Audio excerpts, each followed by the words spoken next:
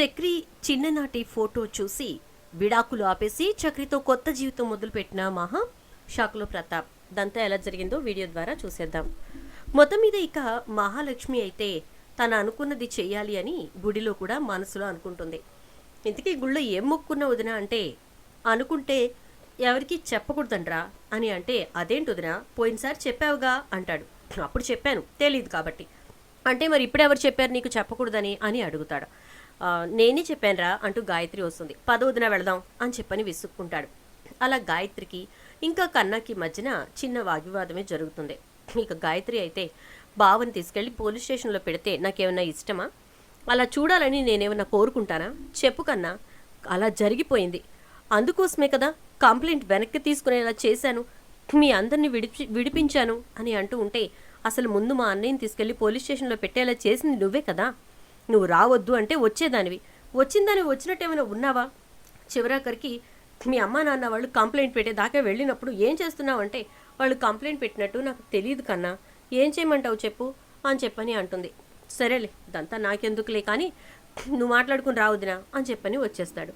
ఇక అక్కడ గాయత్రి మహాలక్ష్మి ఇద్దరు చాలాసేపు మాట్లాడుకుంటారు. నా మనసు ఏం బాగోలేదు తెలుసా నీకు, నేను ఎంతలా ఏడుస్తున్నానో తెలుసా నీకు అని చెప్పని అంటుంది. ఇక గాయత్రి అయితే అక్కడ పెద్ది కూడా ఏంటో కాస్త నీరసంగానే ఉంటున్నాడు. గాయత్రి, నాకు అదే ఆలోచన వచ్చింది, అసలు పెద్ది మనసులో ఏముందో తెలుసుకోవాలని చెప్పి. కానీ ఏం చేస్తాను చెప్పు, నేనేమో చిన్నదాన్ని అయిపోయాను, ఏది అడుగుదామన్నా కూడా భయం. దానికి తోడు పెద్దిని ప్రశ్నించేంత పెద్దదాన్ని కాదు కదా అని చెప్పని అంటుంది. సరేలే కానీ ఇప్పుడు నాకు వేరే సంబంధాలు అవి చూస్తున్నారు, కానీ నేను మాత్రం ఎవరిని చేసుకోదలుచుకోవట్లేదంటే ఆ విషయం నువ్వు ఇంట్లో చెప్పాలి. కానీ ఆ రోజు మామయ్య పెరటి గుమ్మం గుండా వెళ్తావా సింహద్వారం గుండా వెళ్తావా అంటే పెరటి గుమ్మం గుండానే వెళ్ళావు, డోర్స్ క్లోజ్ అయిపోతాయని కూడా చెప్పారు, అయినా వినకుండా అట్టే వెళ్ళావు, ఏంటో నాకు అర్థం కాలేదు అని చెప్పని అంటుంది. అదేం కాదులే, ఇప్పుడు నేను నా ఆలోచనని అభిప్రాయాన్ని చెప్తే మామి ఏం చేస్తాడో తెలుసా, డైరెక్ట్గా నేరుగా ఇంటికి వచ్చేసి గాయత్రికి మా వాడంటే ఇష్టం, నేను తీసుకుపోతున్నాను గాయత్రిని మా ఇంటికి, వాళ్ళిద్దరికీ నేనే పెళ్లి చేస్తాను, మీరే దగ్గరుండి అక్షంతలేసి వెళ్ళండి అని చెప్పి మా అమ్మ వాళ్ళకి చెప్పినా చెప్తాడు. అందుకే నేనేం చెప్పలేదు, సమయం వచ్చినప్పుడు అన్నీ జరుగుతాయిలే, నువ్వు కామ్గా ఉండు మహాలక్ష్మి అని చెప్పి వెళ్ళిపోతుంది గాయత్రి. ఇంటికి వచ్చిన దగ్గర నుంచి మహాలక్ష్మి అదే ఆలోచిస్తూ ఉంటుంది. చిన్నప్పటి నుంచి నేను బావనే నా భర్తగా అనుకుంటూ పెరిగిన దాన్ని, పెద్దయ్యాక మా పరిస్థితులు ఇలా మారతాయని అనుకుంటానని చెప్పు, మనస్సులో బావ కోసం పెద్ద కోటే కట్టుకున్నాను మహాలక్ష్మి అంటూ గాయత్రి చెప్పినటువంటి మాటలన్నీ గుర్తొస్తూ అలా కూర్చుని ఉంటుంది మహాలక్ష్మి అయితే. ఇక అలా కూర్చున్నటువంటి మహాలక్ష్మి ఇంతలో కన్నా వచ్చి, ఏంటి వదిన ఏదో ఆలోచిస్తున్నావు అని అంటే, ఏం లేదులేరా అంటుంది. ఈలోపు పెద్ద అంటే మాధవ ఇంటికి వచ్చేస్తాడు. అదేంటన్నయ్య అప్పుడే వచ్చేసావు అని చెప్పేసేసి కన్నా అనేసరికి, ఏం లేదురా ఉదయం నుంచి కొంచెం బాగాలేదు, బాగా తలనొప్పిగా ఉంది అని అంటాడు మాధవ. తలనొప్పిగా ఉందా అంటూ ఇక కన్నా మంచినీళ్ళు తేబోయేసరికి అప్పటికే మహాలక్ష్మి వాటర్ తెచ్చేస్తుంది. నువ్వెందుకమ్మా శ్రమ పడతావు అని అంటే, అవును నేను బిందె నీళ్లు చెరువుకెళ్ళి మోసుకొచ్చి మీకు ఇస్తున్నాను కదూ, ఇక్కడున్న బిందెలో నుంచి నీళ్లు తెచ్చివ్వడం కూడా కష్టం అంటావు పెద్ది అని చెప్పని అంటుంది మహాలక్ష్మి. ఈలోపు కన్నా ట్యాబ్లెట్ తీసుకొస్తానంటాడు. టీ పెట్టుకొస్తాను పెద్ది అంటే, ఏమొద్దమ్మా అంటే, ఫస్ట్ రోజు పెట్టినట్టు ఉండదులే అని చెప్పేసేసి గబగబా వెళ్ళి టీ పెట్టి తీసుకొస్తుంది. ఈలోపు కన్నా ట్యాబ్లెట్ తెచ్చిస్తాడు. మాధవ ట్యాబ్లెట్ వేసుకుంటాడు. ఏంటి పెద్ది గాయత్రి గురించి ఆలోచిస్తున్నావా, గాయత్రి గురించి ఆలోచిస్తూ నువ్వు ఇలా అయిపోతున్నావా అని చెప్పని అంటే, అదేం లేదమ్మా అంటే, నాకు తెలుసు గాయత్రికి సంబంధం కుదిరిందన్న రోజు నుంచి నువ్వు చాలా నీరసం అయిపోయావు, చాలా బాధపడుతున్నావు, నాకు తెలుసు పెద్ది, నీ గురించి గాయత్రి కూడా అక్కడ అలాగే అనుకుంటోంది అని చెప్పని అంటుంది. ఏంటమ్మా నువ్వు అనేది అంటే, అవును పెద్ది, గాయత్రి ఇవాళ నన్ను గుళ్ళో కలిసింది, చాలా బాధపడుతోంది, కానీ నిన్ను తప్ప ఎవరిని పెళ్లి చేసుకొని అంటోంది అని అంటే, అది ఎలా అవుతుందో వదినా, అక్కడ వేరే సంబంధం వాళ్ళకి ఓకే చెప్పేసింది, చెప్పటమే కాదు వేరే సంబంధం వాళ్ళు ముహూర్తాలు కూడా పెట్టేసుకున్నామని చెప్పి ఊరంతా చెప్పేస్తున్నారు, మరి ఇక అటువంటిప్పుడు వీళ్ళిద్దరు ఎలా కలుస్తారు వదినా అని చెప్పేసేసి అనేసరికి, అవును ఎలా కలుస్తారు అని అంటుంది ఇక మహాలక్ష్మి. అంటూ ఉంటే అప్పుడు పెద్ది, రాసుంటే అన్నీ జరుగుతాయమ్మా, లేకపోతే లేదు అని చెప్పేసేసి మాధవ అంటాడు. రాసుంటే కాదు మనమే రాసుకోవాలి పెద్ది అంటే, ఏం చేద్దాం వదినా, వీళ్ళిద్దరిని తీసుకెళ్లి గుళ్ళో పెళ్లి చేసేద్దామా అని అంటూ ఉంటే, అప్పుడు కానీ మామయ్య మనకి భర్త పూజ చేస్తారంటే, మా నాన్నే దగ్గరుండి చేస్తాడు వదినా, ఎందుకంటే ఆ గాయత్రి అంటే మా అన్నయ్యకి ఎంత ఇష్టమో, మా అన్నయ్య అంటే గాయత్రికి ఎంత ఇష్టమో మా నాన్నకి బాగా తెలుసు, మరి అలాంటప్పుడు మా నాన్న ఎందుకు ఈ విషయంలో ఇబ్బంది పెడతాడు చెప్పు? ఖచ్చితంగా మా నాన్న కూడా నిలబడతాడు.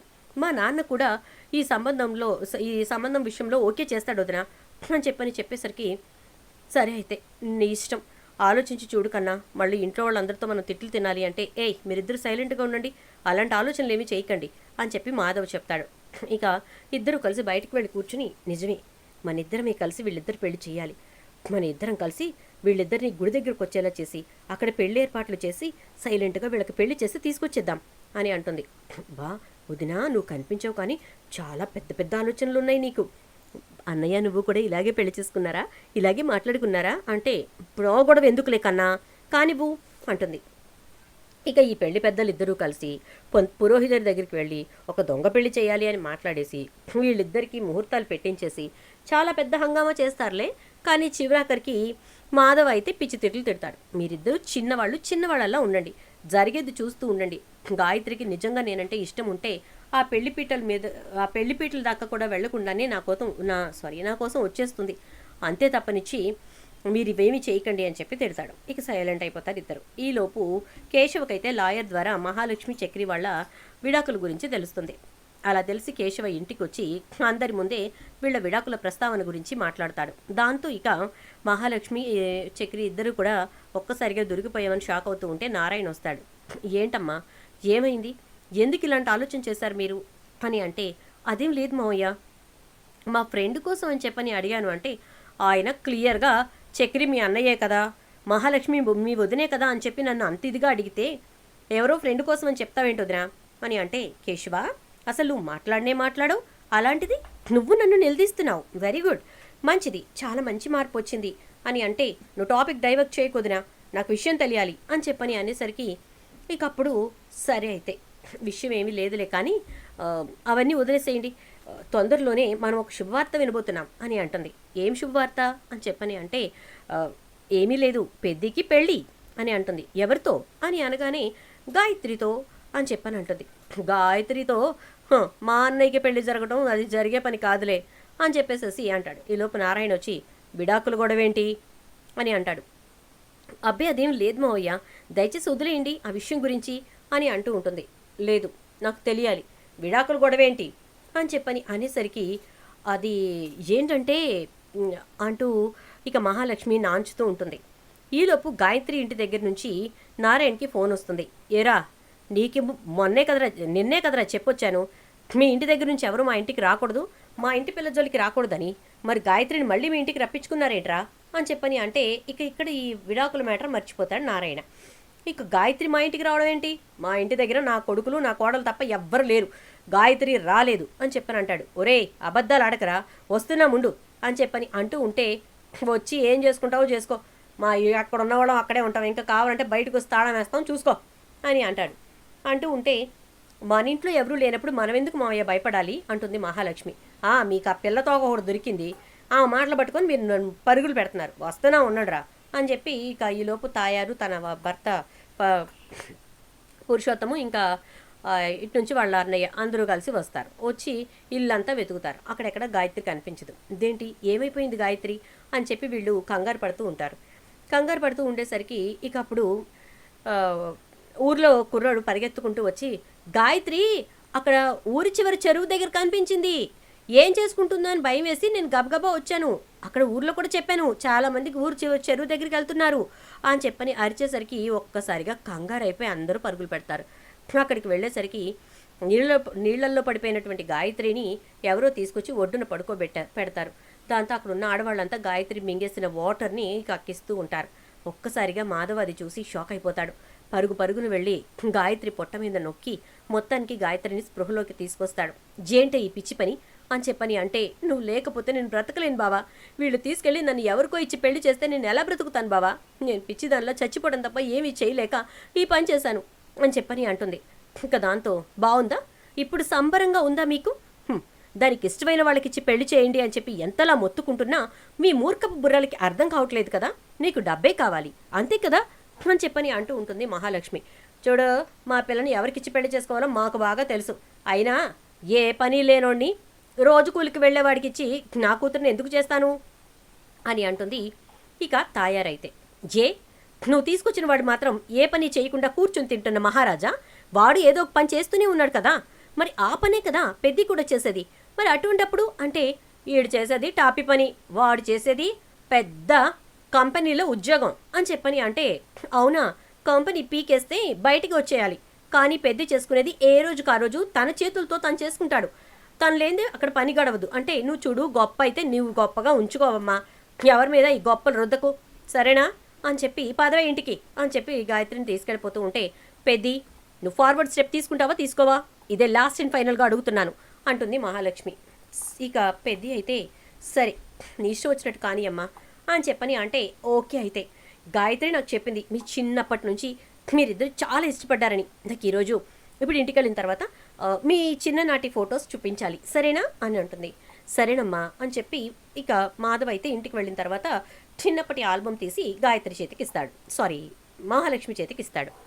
నువ్వు చూస్తూ ఉండమ్మా, నీకోసం నేను ఏమైనా స్నాక్ చేసి తీసుకొస్తాను, ఆ స్నాక్స్తో పాటు మంచి టీ చేస్తాను అనగానే పెద్ది హుషారు వచ్చేసింది అని చెప్పని అంటూ ఉంటుంది. దాంతో ఇక మాధవ్ అయితే సరేననేసి టిఫిన్ చేసి తన కోసం అంటే స్నాక్స్ చేసి టీ చేసి తీసుకొచ్చేలోపు ఈ ఆల్బమ్ చూస్తున్నటువంటి మహాలక్ష్మి ఒక ఫోటో దగ్గర అలాగే ఉండిపోతుంది. ఒక్కసారిగా ఆ ఫోటోని మళ్ళీ మళ్ళీ చూసి పెద్ది అని గట్టిగా అరుస్తుంది. అలా అరిచేసరికి ఇక ఒక్కసారిగా మాధవ పరిగెత్తుకుంటూ వస్తాడు. ఏమైందమ్మా, అమ్మ మహా ఏమైంది అని అంటూ ఉంటే, ఈ ఫోటో ఎవరిది పెద్ది అని చెప్పని అనేసరికి, ఆ ఫోటోనా, ఇంకెవరిది, మన చక్రిది అని అంటాడు. నిజంగా ఇది చక్రి ఫోటోనా, నిజం చెప్పు పెద్ది అని అంటుంది. అవును ఇది చక్రి ఫోటోనే అని చెప్పని అనగానే ఈలోపు చక్రి బయట నుంచి వచ్చి బయట చెప్పులు విప్పుతూ ఉంటాడు. పెద్ది నువ్వు చెప్తోంది నిజంగా నిజమే కదా, ఈ ఫోటోలో ఉన్నది చక్రియేనా అని మళ్ళీ అడుగుతుంది. అవునమ్మా, ఎందుకు అన్నిసార్లు అడుగుతున్నావు, వాడు చక్రి, ఎదుగో ఆ ఫోటో కేశవ, ఇదిగో వీడు కన్నా, ఇదిగో ఇది నేను, నా పక్కన గాయత్రి చూసావా అని అనేసరికి, అసలు నీ పక్కన గాయత్రి ఉన్నట్టు చక్రి పక్కన నేను ఉండాలి కదా పెద్ది అని అంటుంది. ఇప్పుడు ఉన్నావు కదమ్మా అంటాడు. ఇప్పుడు కాదు, చిన్నప్పుడు మీరిద్దరూ దిగినప్పుడు మా ఇద్దరిని ఎందుకు తీయలేదు అంటుంది. మీ ఇద్దరిని తీయడం ఏంటి అంటూ ఉంటే, మరి మేము పక్కపక్క నీళ్ళల్లోనే ఉన్నాం కదా అని అంటే, పక్కపక్క నీళ్ళల్లో ఉండడం ఏంటమ్మా, నాకేం అర్థం కావట్లేదు, మహాలక్ష్మి ఏమైంది నీకు అని అంటాడు మాధవ్. అయితే నిజం చెప్పు పెద్ది, ఈ ఫోటో చక్రిదే కదా, మీరు వెంకటాయపాలెంలో ఉన్నారు కదా అని అంటే, అవును వెంకటాయపాలెంలో కొన్నాళ్ళు ఉన్నాం మేము, ఆ తర్వాత మా నాన్న పనులు ఇక్కడ సరిగ్గా ఉండట్లేదు, పట్నం వెళ్ళిపోదాం అని చెప్పి ఇక్కడికి తీసుకొచ్చేశాడు. ఇక్కడ మా తాతయ్యకి ఈ ఇల్లు ఉంటే ఇది మాకు అప్పు చెప్పాడు మా తాతయ్య, ఇందులో మీరు ఉండండిరా, పెద్ద సంతానాన్ని పెట్టుకుని ఉన్నావు కదా, పిల్లలతోటి సంతోషంగా ఉండొచ్చు, ఇక్కడ ఉండు అని చెప్పాడు. దాంతో ఈ ఇల్లు మా సొంతమైంది, వెంకటాయపాలెం నుంచి మేము ఇక్కడికి వచ్చేసాం అని చెప్పేసి మాధవ అనేసరికి చక్రి అదంతా వింటూ ఉంటాడు. వెంకటాయపాలెంలో మీ ఇంటి పక్కన మేము ఉండేవాళ్ళం పెద్ది, నేను చక్రి చిన్నప్పుడు గుజ్జను గుళ్ళు కట్టుకుని చాలా బాగా ఆడుకునేవాళ్ళం. చిన్నప్పుడే నేను గట్టిగా అనుకున్నాను, ఎప్పటికైనా చక్రిని కలవాలి, చక్రిని పెళ్లి చేసుకోవాలి అని, మీరు ఖాళీ చేసి వెళ్ళిపోయిన తర్వాత. అందుకే ఇప్పటికీ నాకు ఏదైనా సంబంధం తీసుకొచ్చినా ముందు చక్రి ఉంటే బాగుండు, ఎక్కడున్నాడో వెతుక్కుందామని చెప్పని అనుకునేదాన్ని అనేసరికి, ఏంటమ్మా మహా నువ్వు చెప్తుంది అంటే, నిజం చెప్తుంది కదన్నయ్యా, మళ్ళీ ఏంటమ్మా అంటూ ఎందుకు సాగతీస్తావు అని లోపలికి వస్తాడు. వినేశాడు అనుకుంటూ ఉంటుంది. ఏంటి మహాలక్ష్మి నువ్వు చెప్పేది నిజమా, ఆ మహాలక్ష్మి నువ్వేనా, అప్పుడు మనం చిన్నప్పుడు ఆడుకున్నామంటే, నీకేం గుర్తులేదు, నాకు అర్థమవుతుంది అని అనేసరికి, నువ్వు ఇప్పుడు చెప్తూ ఉంటే నాకు ప్రతిదీ గుర్తొచ్చింది, నేను నీకోటి గుర్తు చేయనా, రాయిటు అని చెప్పి చెవిలో ఏదో చెప్తాడు. నువ్వే చక్రి అని చెప్పని అంటుంది. అనేసరికి, ఏంట్రా ఏం చెప్పావు అనగానే, అది మా ఇద్దరికి మాత్రమే తెలిసిన విషయంలే, నువ్వెందుకు మధ్యలో అని చెప్పని అనేసరికి, మరి ఇక విడాకుల విషయం వదిలేసినట్టేనా అంటాడు ఇక కేశవ్ వచ్చి. విడాకుల విషయం ఏంటి అంటుంది. విడాకుల విషయం ఏంటి లాయర్ చెప్పాడని చెప్పని అడిగాను కదా అనగానే నారాయణ ఈలోపు వచ్చి, అవునవును ఆ విషయం మర్చిపోయాను, విడాకుల విషయం ఏంటి అంటే, మావయ్య నేను విడాకులు ఇవ్వట్లేదు, నేను ఎవరినైతే పెళ్లి చేసుకోవాలనుకున్నానో ఆ చక్రియే నా ముందుకొచ్చి నన్ను పెళ్లి చేసుకున్న తర్వాత ఇంకా నేనెందుకు విడాకులు ఇస్తాను, విడాకులు రద్దు అని చెప్పని అంటుంది. ఒక్కసారిగా అందరూ షాక్ అవుతారు. విడాకులు రద్దు అంటే మీరు ఇంతకుముందు విడాకులు తీసుకోవాలనుకున్నారన్నమాట అని అంటే, చక్రి అసలు విషయం చెప్తాను విను. ఆ జుట్టు పోలుగాడిని నేను చేసుకోను అన్నది నా కెరియర్ గురించి, నా చదువు గురించి మాత్రమే కాదు. హిడెన్ సీక్రెట్ ఒకటి ఉంది. అది మా అమ్మ వాళ్ళకు కూడా తెలియదు. అదేంటంటే ఈ గ్యాప్లో నేను నిన్ను వెతుక్కోవాలి అని చెప్పి. మీరు ఎక్కడికున్నారో ఏంటో, ఎక్కడికి వెళ్ళిపోయారో తెలియదు కదా. అందుకని మా ఊరు నుంచి మీరు ఏ ఊరు వెళ్ళారు అని చెప్పి అక్కడ వాళ్ళకు తెలుసో అని ఎంక్వైరీ స్టార్ట్ చేద్దాం అనుకున్నా. ఈలోపే ఇదంతా జరిగిపోయింది. దేవుడు తీసుకొచ్చి నాకు నీకు నన్ను అప్పగించాడు. నువ్వేమో ఇక్కడికి తీసుకొచ్చి పోలీస్ స్టేషన్కి తీసుకెళ్ళి పూర్తిగా నన్ను తీసుకొచ్చి మీ ఇంట్లో బంధించేశావు అని అంటే, నేనేం బంధించలేదండి అని అంటే, నువ్వు బంధించేలా చేసావు. కానిస్టేబుల్ ఎందుకు ఫోన్ చేశాడో నాకు తెలియదు అనుకున్నావా? నిన్నటి లాయర్ కానిస్టేబుల్కి చెప్పాడా? అన్నీ అబద్ధాలే. ఈ లాయర్తో కూడా కేశవికి చెప్పించింది నువ్వే కదా అని అంటూ ఉంటే, అబ్బిబే నాకేం తెలియదండి, అనవసరంగా నన్ను అనుకోకండి అని చెప్పని అంటాడు. నాకంతా తెలుసులే, ఇదంతా చేస్తోంది నువ్వేనని నాకు బాగా తెలుసు అని చెప్పని అంటుంది ఇక మహాలక్ష్మి. ఈలోపు నారాయణ, అంటే నువ్వు మా ఇంటి పక్కనున్న ప్రతాపు లలిత కూతురువా అని అంటే, అవును మావయ్య, మీకు ఇంతవరకు అర్థం కాలేదా? నేనే ప్రతాప్ లలితల కూతుర్ని, వాళ్ళ పెద్దపై ఆది ఉండేవాడు గుర్తుందా అంటే, అవునవును, వాడు ఎంతసేపు గొడవలాడడానికి ముందుకు పరిగెత్తుకొస్తూ ఉండేవాడు అని చెప్పేసేసి అంటాడు నారాయణ. ఇక దాంతో నారాయణ అన్నటువంటి మాటలతోటి మహాలక్ష్మి, అవును మీరిద్దరూ ఎప్పుడు గొడవాడుకుంటూనే ఉండేవాళ్ళు కదా మావయ్య అని చెప్పని అంటూ మహాలక్ష్మి గడిచిన జ్ఞాపకాలన్నింటినీ గుర్తు చేసుకుంటూ ఉంటే, ఇక అప్పుడు వస్తుంది ఎవరికి? మహాలక్ష్మికి అన్నీ గుర్తు. ఇక నుంచి చక్రి కూడా ఒక్కొక్కటి గుర్తొస్తూ ఉంటాయి. ఏదైతే మహాలక్ష్మి చక్రి చెవిలో చెప్పిందో ఆ విషయం ఒక్కటి చాలు, అతను చక్రి అని తను మహాలక్ష్మి అని చెప్పేసి గుర్తుపెట్టుకోవడానికి. అలాంటి సంఘటన వాళ్ళిద్దరి మధ్యన జరిగింది. సో ఇక నారాయణ అయితే నువ్వు ప్రతాప్ కూతురివా అని చెప్పని అంటాడు. అవును అంకుల్, అవును మావయ్య, నేను ప్రతాప్ గారి కూతురునే. మీ ఇద్దరికీ పడేది కాదు. కానీ మా అమ్మగారు, చక్రి వాళ్ళ అమ్మగారు మాత్రం చాలా మంచి ఫ్రెండ్స్గా ఉండేవాళ్ళు కదా. ఈ విషయం మా అమ్మకు చెప్తే మా అమ్మ చాలా చాలా హ్యాపీగా ఫీల్ అవుతుంది. అసలు ఎంత హ్యాపీ ఫీల్ అవుతుందంటే నేనే చెప్పలేను, అంత హ్యాపీగా ఫీల్ అవుతుందని చెప్పి అని చెప్పేసి అంటూ ఉంటుంది ఇక మహాలక్ష్మి. ఇలా అనుకుంటూ ఉండగా ఇక ఈలోపు గాయత్రి గురించి నారాయణ అయితే సీరియస్గా ఒక విషయం గురించి మాట్లాడుకోవాలని చెప్తాడు. ఏంటి అని చెప్పని అంటే, మన గాయత్రికి మన పెద్దోడికి గుళ్ళో పెళ్లి చేసేద్దాం అనుకుంటున్నా. వాడు అమ్మోళ్ళకి చెప్పేది లేదు, పెట్టేది లేదు, ఎవడో వచ్చి ఆపేది లేదు. ఏ కుక్క వచ్చినా నక్కొచ్చినా సమాధానం చెప్పాల్సిన పని కూడా లేదు. ఇద్దరు కూడా అదేంట్రా మేజర్స్.